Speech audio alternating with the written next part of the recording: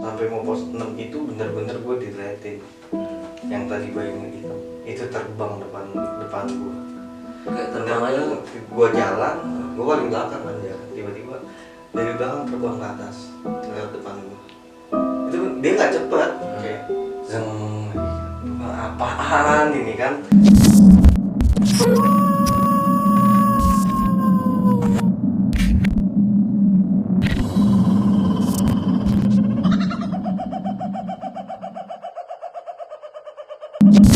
Assalamualaikum warahmatullahi wabarakatuh. Kembali lagi di cerita mistis pendakian bersama gua Ahmad Wildan di channel Sandiakala Official. Pada kesempatan kali ini gua kedatangan narasumber. Ya, beliau ini cukup dibilang udah lama juga hobi di dunia pendakian. Langsung aja kita sambut Bang Jo. Oke, Bang Jo. Apa kabar Bang Jo? Baik nih. Alhamdulillah. Gimana sehat? Alhamdulillah baik juga ini saya. Jadi gini Bang Jo, kira-kira ini akhir-akhir ini lagi sibuk apa nih? Sibuk ya kerja sih sekarang kan. Kerja aja ya? Kemarin kan PPKM, diliburin tuh 3 bulan. Karena sih udah alhamdulillah masuk lagi. Masuk lagi ya, alhamdulillah. Udah normal lagi. Gue denger nih dari yang lain katanya lu pernah ngalamin gitu. Ada cerita kayak aneh juga, ada janggalnya pas lagi ngedaki ke Gunung Salak, apa bener? Iya benar, waktu itu. Waktu itu. Pas 2019 pertengahan. 2019. Kira-kira berapa orang berangkat ke Gunung Salak, Bang Jo? Gua berangkat ke Salak itu berempat Berempat. sama temen gua. Itu berempat termasuk gua. Ada si Bayu, Moyo sama temennya satu anak sini dah. Gua itu sebenarnya gue yang rencanain karena gue dapat libur 2 hari. Gue kalau dapat kerja libur 2 hari udah naiknya ke Gunung Gede, ke Salak, udah gitu aja. Ngilangin bete udah. Gue berangkat ngajakin dia, tiba-tiba itu nggak ada planning apapun. Dadakan. Siang gue kabarin, naik ke Salak yuk, gue gitu kayak gini. Dia juga kan emang pengen ke sono katanya, dia belum pernah.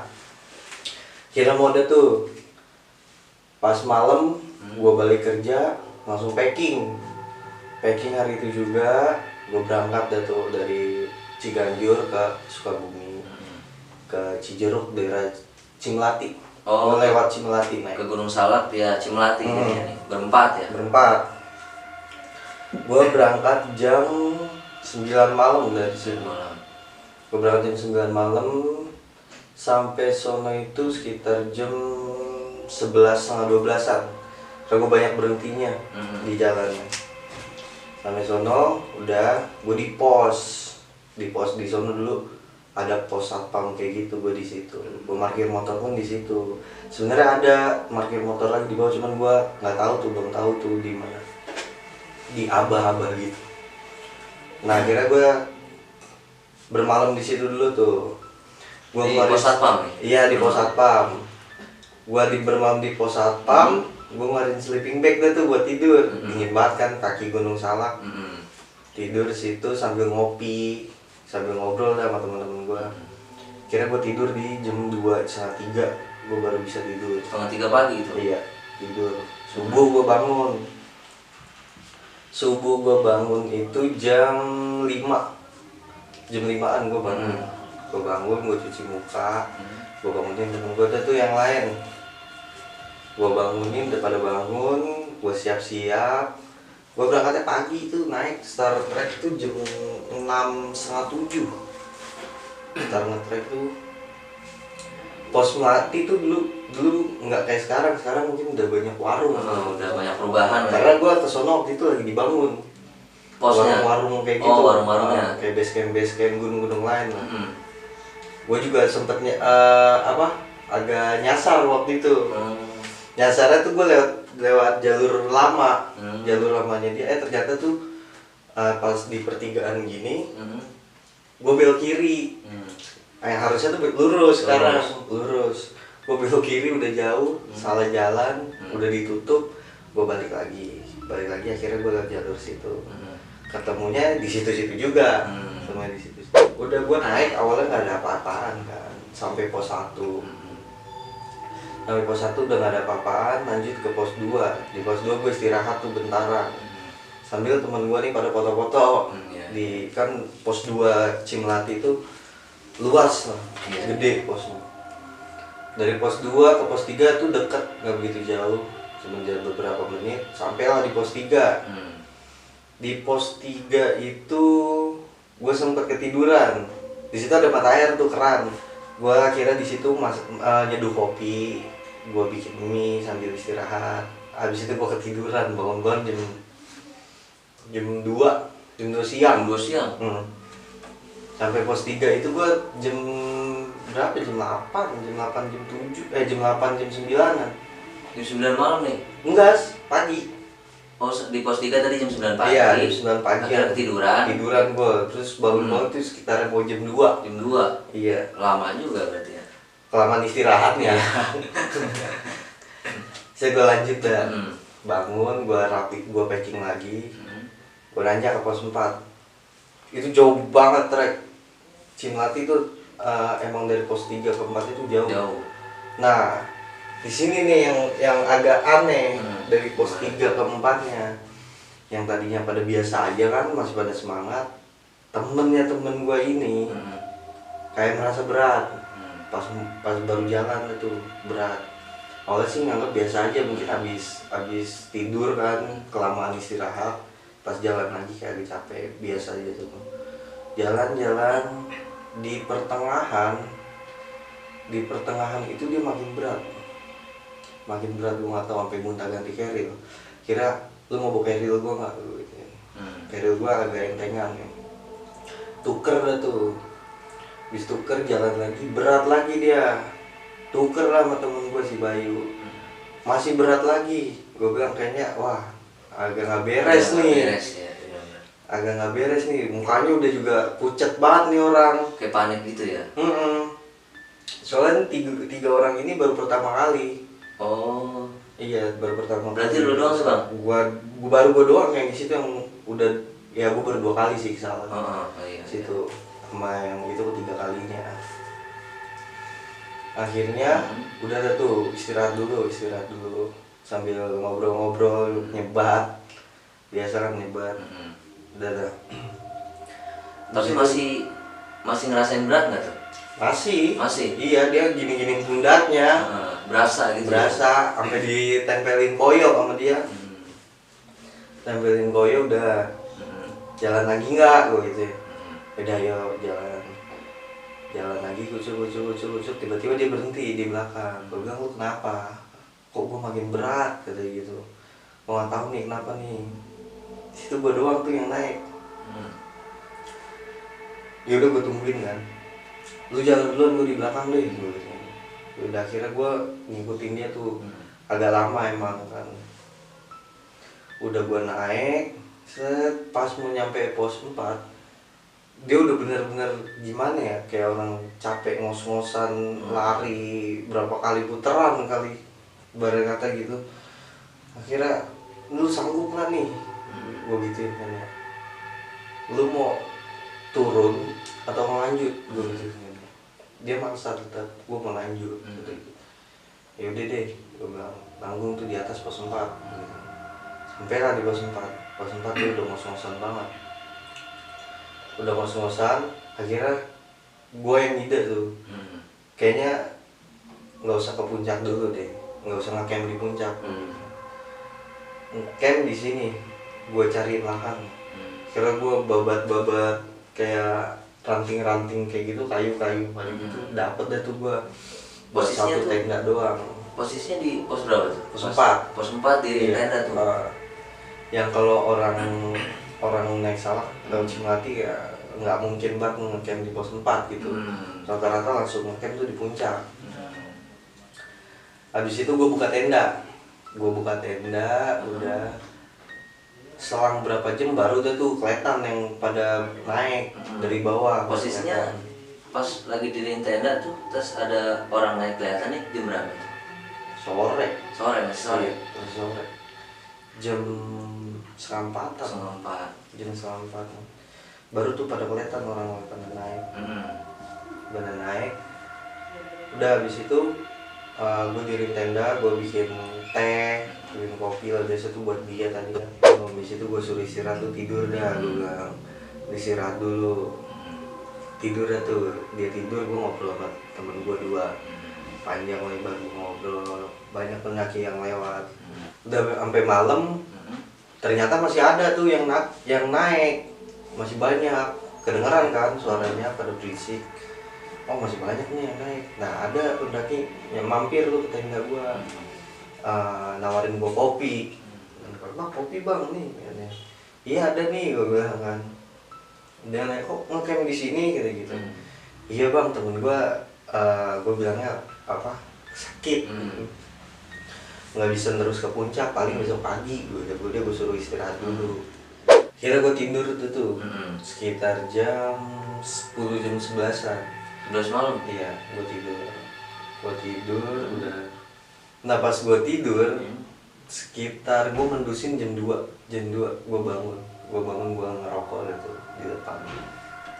Gue ngerokok, tiba-tiba belakang tenda gue ada yang gerusuk-gerusuk, kayak goyang-goyangin gitu. Ser. Wah apaan nih kan, penasaran gue ngelongok ke belakang, gak ada apa-apaan. Oke lah, gue balik lagi, gue ngerokok. Begitu lagi, goyang, terus gue nengok gak ada. Ketiga kalinya, gue sambit. Gue ada batu di situ, gue giniin, tek, gue gituin kan. Kira udah diem tuh, tiba-tiba udah kagak ada resek gitu lagi. Gue bilang, oh jahil, dalam hati gue ada yang jahilin gue nih. Pas singkat cerita, gue tidur lagi, gue bangun subuh sekitar jam 5-an. Gue bangunin dan sama teman gue, ayo kita prepare jam 6-an kita puncak gitu. Nyarak dulu, gue bikin makan, udah kelar semua, udah siap. Bilang, bisa nih gue doa dulu, udah tuh bisa doa. Gue naik tuh dari pos 4 ke 5 kan agak saklek juga itu trek, kayak dengkul temu jidat.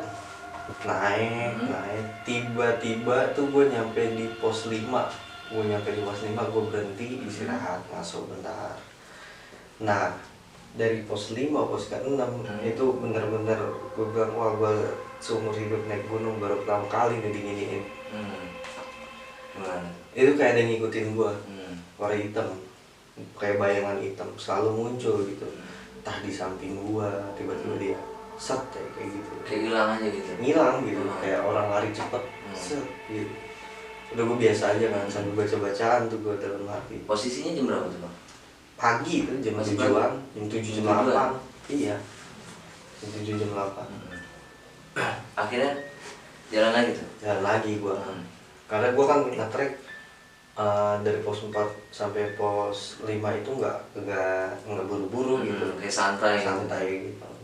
Kadang berhenti buat nyebat kayak gitu. Udah habis itu gue cuekin tuh. Gue cuekin. Temen gue nggak ada yang nyadar apa dia nggak ngeliat, gue nggak tahu. Sampai mau pos 6 itu bener-bener gue diliatin. Yang tadi bayangin itu terbang depan gue. Kayak terbang aja. Gue jalan, gue paling belakang kan jalan. Tiba-tiba dari belakang terbang ke atas, lewat depan gue. Itu dia nggak cepet, kayak zeng. Gue bilang apaan ini kan? Gue bilang, gue udah pura-pura gue nggak ngeliat, gue udah gitu aja kan, gue nggak ngeliat. Sampai pos 6 gue berhenti. Gue pikir temen gue yang lain lihat, ternyata enggak. Gue pas nanya nanti gue ceritain. Gue diem tuh, gue nggak ngomong dulu, karena kalau gue ngomong gue ngeliat kayak gitu takutnya pada ngedon. Iya, nih bocah malah minta turun kan. Gue diem aja sampai di pos 6 gue istirahat bentar, lanjut gue muncak tuh. Dari pos 6 gue puncak. Dari pos 6 puncak itu kayak ada nibanin tas gue di belakang dari atas, kayak lu bawa carrier. Tiba-tiba carrier itu tuh kayak gue kayak ada yang gelendokin gitu, ada yang nemplok gitu ya. Iya, tiba-tiba saat aja gue bilang apaan nih.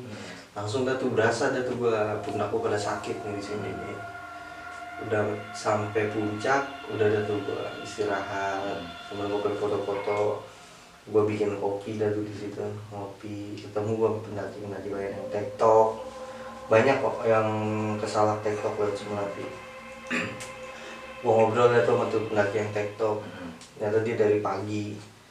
Gue bilang cepat juga nih orang nih naik nih, dan dia lari atau ngapa, gue kehabisan air. Gue kehabisan air dah tuh pas mau turun, gue minta air sama anak-anak Cimelati kalau nggak salah itu waktu itu yang pada lagi ngecamp, dikasih sama dia sebotol. Dan udah gue bawa, bis foto-foto kelar, gue sempat ziarah dulu tuh di kuburannya. Di Puncak Salak ada kuburan gitu, sama pendaki yang lain gue ngikut ziarah. Selesai ziarah tuh gue turun, yang lain masih pada di puncak, gue turun itu berempat-empatan. Gue bilang turun nih, karena kan kita ngecampnya di pos 4 bukan di puncak. Gitu. Gue agak turun, nah pas gue turun itu temen gue ada yang gini, lu denger suara nggak kayak gitu? Gue dengar, iya gue dengar nggak gitu. Lu enggak, teman gue dua nggak dengar, gue cuma berdua nih yang dengar. Suara apaan? Kayak gitu temen gue dengar. Enggak ada gitu. Temen gue juga nggak mau cerita dengar suara apaan. Akhirnya pas gue sampai di tenda, singkat cerita gue sampai tenda, baru dia ngomong. Tadi keceplosan gue rasa di dia. Tadi kok suara gue kencang banget di kuping gue ya. Suara gong. Kayak bener dong. Tapi bener-bener di kuping, kayak di kuping gitu. Lu sendiri juga dengar. Dan gitu. Gue bilang udah kayak, ya lu di Salak ya udah biasa lah pasti. Banyak orang yang udah dengar kayak gitu juga. Posisinya di tenda sampai tenda lagi tuh jam berapa tuh? Siang. Lanjut buat turun tuh, mutusin. Iya, gue prepare, gue turun. Udah selesai, kira gue turun, gue mampir lah di pos 3. Udah sampai di pos 3, gue sempat inian dulu tuh, cuci muka lah, apa kan soalnya keram tuh, deras di situ, bisa mandi. Kayak ada pipa gitu ya bang? Iya, dari bawah sampai ke pos 3, pipa keran gitu buat air. Udah tuh gue istirahat situ sambil ngobrol-ngobrol, nggak ada apa-apaan. Lanjut turun di pos 2. Di pos 2 ini juga aneh nih. Pas gue turun di pos 2 tuh kayak banyak daun-daunan pada jatuh di bawah. Itu di posisi itu nggak ada angin kencang, tiba-tiba tuh yang ranting-ranting daun-daun gitu yang pada di bawah tuh kayak gitu-gitu. Itu semua ngeliat. Gue nggak tahu itu apaan kayak gitu. Akhirnya udah diemin gitu. Kayak gue kalau naik gunung ada apa-apaan, suara apa gue ngomong, wah gue nggak dengar, gue nggak melihat, nggak tahu aja. Iya kayak gitu buat nyantain diri gitu. Kalau gue bawa panik kan ntar semuanya juga panik. Akhirnya udah gue turun, sampailah di pos. Sampai di pos tuh hujan deras banget, benar-benar deras. Itu gue yang tadi mau balik jadi ketunda kan gara-gara hujan, gue nggak bawa mantel. Kita gue di pos itu, si pos ini, gue nggak tahu dia punya indera keenam atau apa. Dia tuh nanya gue, Mas tadi ngeliat apaan di atas? Digituin gue. Nah, tiba-tiba nih orang tahu gitu. Pos apa nih posisi? Pos di pos apa? Itu jam berapa tuh bang? Posisi? Sore. Udah sore? Jam 4-an. Akhirnya lu jawab tuh? Gue belum gue jawab, ngeliat apa? Gue gitu. Enggak ngeliat apa. Enggak, pasti ngeliat sesuatu. Gue digituin. Iya, gue gitu. Ngeliat apaan? Kayak bayangin itu gede. Bentuknya. Iya, bayangin itu aja gede. Gitu bedanya. Dia gitu kan. Tapi nggak apa-apaan, nggak, itu biasa. Dia bilang kayak gitu. Iya, gue gitu, iya. Kayak banyak baca doa apa sini gitu. Numpang permisi. Iya benar, itu benar, wajib banget itu. Kayak gitu. Akhirnya udah hujan berhenti. Pulang udah. Iya. Udah nih, nggak ada apa-apa lagi, selamat sampai rumah ya. selamat sampai rumah. Hmm. Pas sampai rumah temen gue yang itu sininya pada merah. Oh yang tadi kayak berat gitu di Iya, atas. sini pada merah nih. Hmm. Bener-bener merah kayak apaan ya? Hmm. Merahnya mah merah nggak wajar lah gitu. Lebih merah daripada lu kalau dikerokin. Hmm. Berat Gua nggak banget tahu, berarti itu. berat Ya. banget. Jadi nih Bang Jo, kira-kira nih dari perjalanan lu kan kayak ngalamin yang aneh-aneh gitu kan, ada janggalnya juga kan.